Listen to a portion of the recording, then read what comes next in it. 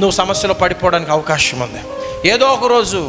ఏదో ఒక రోజు జారత్వంకు అవకాశం ఉంది. వద్దు, అలాంటి వాటికి ఏం చేయాలి? దూరంగా ఉండాలి. కొంతమందికి ధైర్యం ఎక్కువే, నాకు ధైర్యం ఎక్కువ, నేను ఎటువంటి తప్పు చేయను. నీలాంటి ధైర్యవంతులు ఎంతోమంది అలాగే అన్నారు, కానీ తర్వాత ఆ ధైర్యం వాళ్ళను కొంపముంచింది.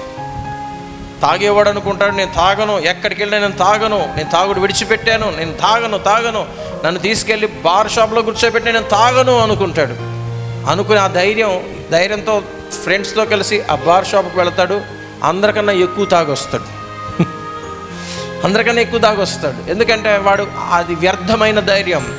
దట్ ఈస్ ఆ ధైర్యాన్ని మనం కలిగి ఉండొద్దు. ఆ ధైర్యం వద్దు, మనకి అవసరం లేదు. వాళ్ళ దగ్గరికి వెళ్ళొద్దు. దేవుడు అంటున్నాడు, అక్కడి నుంచి పారిపో, అసలు అక్కడ ఉండొద్దు.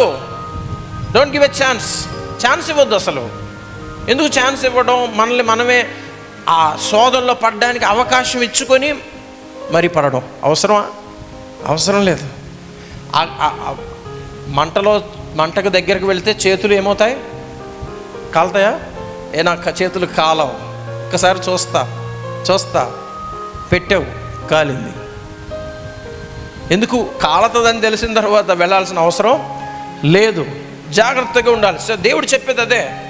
అనవసరమైన ధైర్యాలకి పోకండి. వ్యర్థమైన సంబంధాలు వద్దు. వ్యర్థమైన మాటలు, డిస్కషన్స్ ఎప్పుడు కూడా దయచేసి పెట్టుకోవద్దు.